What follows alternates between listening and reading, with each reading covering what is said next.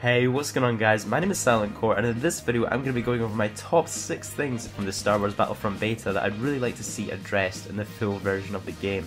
Now don't get me wrong, I did have an absolute blast in the Battlefront beta. I made a few videos talking about all the stuff I like, but I thought it was fair to make another video talking about the stuff that wasn't so good and could use a bit of an improvement. And if you guys have any points that I didn't mention in this video, feel free to leave them down in the comments section below.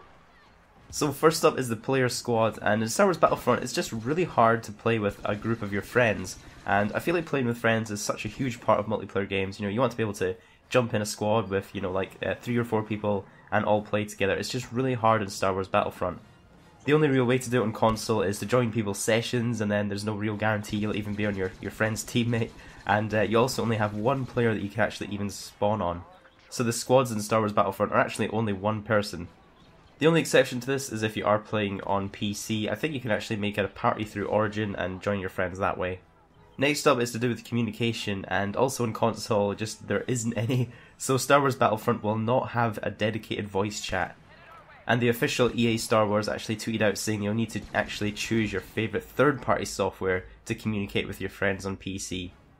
And then they went on to answer another questions about consoles, and they said that Battlefront will actually have to utilise the inbuilt party system chat on consoles, so you'll actually have to invite people to a party if you want to be able to talk to them while you're playing. Next up is to do with the heroes. I have a feeling the heroes are going to look quite different in the full version of the game. I think a lot of people had some criticisms about the heroes, but they could definitely use some balancing, especially on some of the bigger maps like Hoth. If you spawn as a hero, you're going to be taking a lot of gunfire and you're going to die pretty quickly, so it would be nice to see the heroes get a little bit of a buff so they can feel a little bit more powerful. I also thought it would be awesome if the lightsabers were a bit more graphically devastating, so if you're playing as Luke Skywalker and slicing through stormtroopers, maybe we could see their limbs go flying off, because right now when you hit somebody with a lightsaber, you kind of just get some sparks.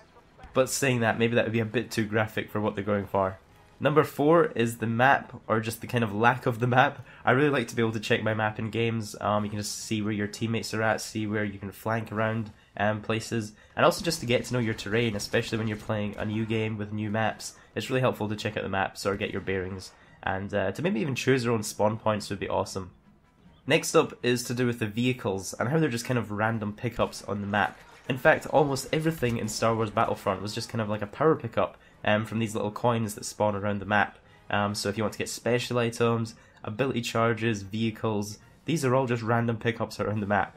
And I can't help but feel there's maybe a better way of giving us access to these things, such as vehicles, rather than just running to a random coin pickup. I thought it would be really cool to maybe have some sort of vehicle hangar, maybe at the back of the map, that you could spawn into to give us access to the vehicles. So the last, and certainly not least point, is to do with the server browser. So there was no server browser on PC in the beta, and it's actually pretty essential for PC games to have a server browser. It would allow for people to actually choose what server they want to join, and join matches based on the ping that they have on that server. And it would also allow for community-run servers that can arguably keep people playing on the game longer. So I wasn't really sure on the real reason this wasn't actually included in the beta, but I know there's a lot of people really hoping for this will be in the full version of the game. So that was my top 6 wish list for things I'd like to see improved for the final version of the game. Obviously there's other smaller things like seeing more weapons and stuff in the game, but we had a very small variety in the beta, so I have full faith that we're going to get a lot of weapons to play with in the full version of the game. Don't forget to leave the video a like if you guys did enjoy, and I'll catch you in the next one.